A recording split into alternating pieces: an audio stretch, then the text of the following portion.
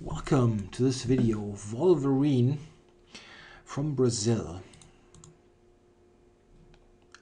L Alexandre from Belo Horizonte. Okay, I have a bad score against this guy. Oops. 1 win, 2 losses.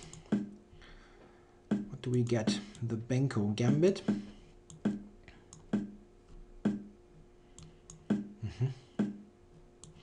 He's playing a completely incorrect version of this gambit, but let's see how it continues. Let's see, a4. I can start with a4 if I want. a3 is also good. Hoping for bishop a6. No, he's putting the knight there. Okay, well, I can go to e2 or yeah, it's okay. Just develop. Yeah, in this version of the Benko, black is just a pawn down for absolutely no compensation whatsoever. So it's one of those lines where you feel badly as white if you don't win, because they just gift you a pawn for nothing. His counterplay is just far slower in comparison to other Benko forms, because I just could castle. In the normal Benko, it doesn't, what? Okay, it doesn't happen like that. He just killed his own bishop for this move. Okay, so let's see. Can take a6 for b3, and then knight f3 looks a bit awkward. Can also just take here. Maybe this is the simplest way to play. His bishop is now dead on g7, so it's a bit difficult to grasp. At least he had some kind of activity when he had the bishop open on the long diagonal. Okay, so bishop takes. This is probably the best. C takes, rook takes, wins the piece right away. And c4. This might also lead to problems for him. I can prepare the move a4, and it's hard to prevent. Rook a3, bishop c1.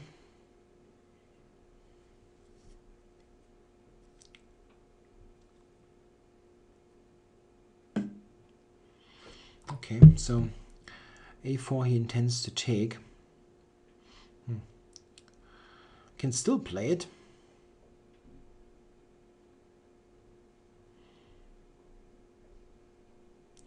c4 hangs, so many attractive options. Yeah, come on, let's do it. Don't want to get into huge time pressure after this, the way this game unfolded.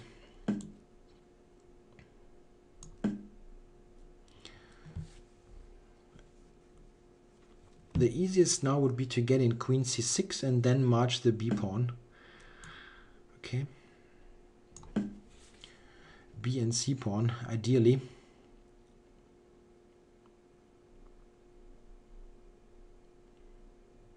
Yeah, note that he plays without this bishop on f6. This could easily be a pawn. It just amounts to the same thing. This is the consequence of playing f6.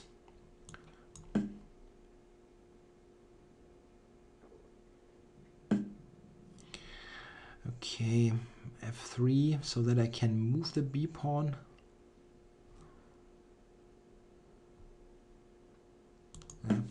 That's probably easiest. I just want to cover e4. Cover e4. e2. Maybe bishop to g3 then. Yeah, I wonder. I could also just I can allow the trade. It's not like this is terrible to allow it.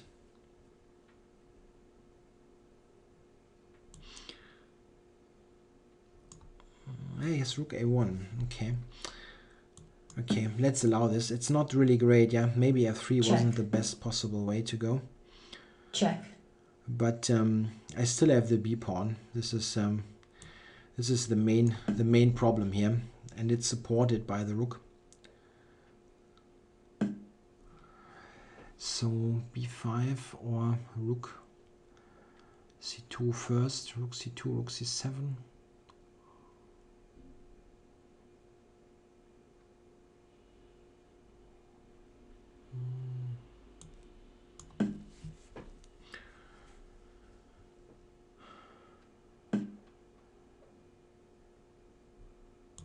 Okay, so he allows me b5, rook b6, rook c6. That's surprising. That I can go all the way to b6. Okay, now this. And the king now up to b5. That should be the end of it.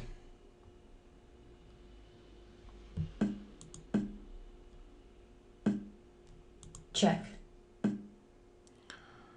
So rook b3. I can take time here. Check.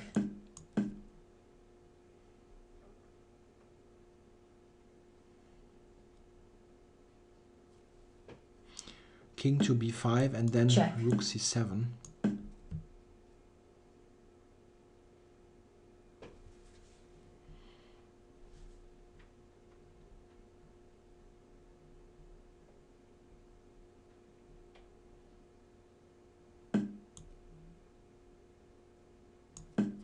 There's really no defense. At least I hope I haven't overlooked something stupid. Rook c7 will come and then I'm invading.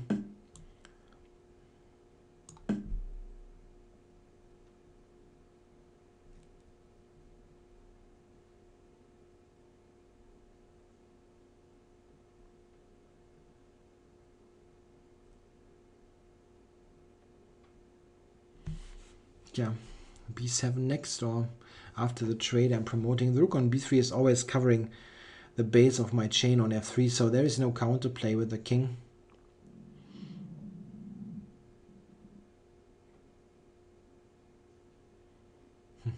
Yeah, now he's taking time. That's a bit late.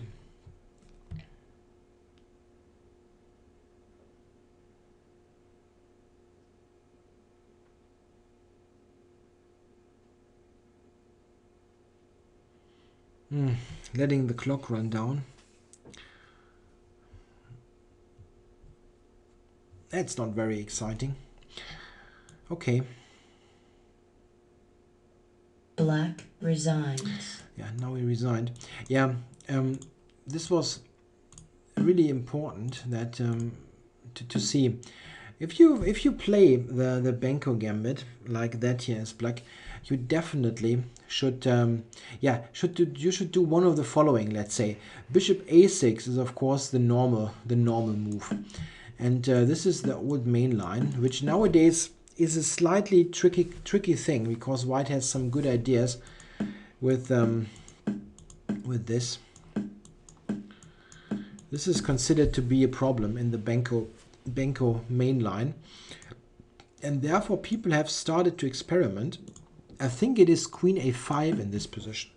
That's a new idea, simply to get to something Benko style, but not the precise position that I just have shown.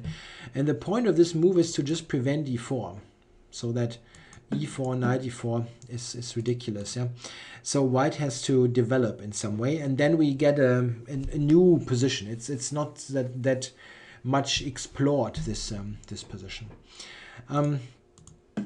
After d6, however, this is just a mistake because I go e4, and now I don't have to do this king journey here. I just can develop now, and here this is really just a pawn down for nothing. And very often people play those structures and they think they have some compensation. I don't know for what. Yeah, they have the open lines, but you also have to have some pieces there to actually put pressure. And here there is simply nothing going on the queen side. I just have a pawn here, and well, f6 is unspeakable. I really don't know what to say. This is just the least playable move ever in this position. I know that e4, e5 is an issue, but when you play f6, you might as well resign because you kill your own bishop. And I could have probably made it far more convincing if I somehow could have avoided this bishop trade. And maybe I can play better here, rook c1 or something. I mean, this kept a decisive edge. That's clear. But f3. Maybe if I spend some time here, I can maybe try to. I can go b5 actually, like this, b7 and so on. He cannot even take there. So okay, I should have calculated here and go b5. This is much stronger then, because well, if I get there, this is a dead piece, and I'm covering this very nicely. f3 allowed him to get in there, and check. This is still excellent for we, but it's nothing special anymore. Wow, we can go rook b8, by the way. What did he do actually? Went this, okay. I just lose the pawn here. Wow, I played this like an idiot. Bishop f2, that was terrible. Ha! I have to do this then. I was irritated by this move, but of course I can just do here. Yeah. Wow. So he could have completely equalized here. Instead he played this check, and now it's better again for me. Or, I mean, probably winning with the b pawn. And then f3 was really bad in combination with the move right after that. Okay, well, thanks for watching.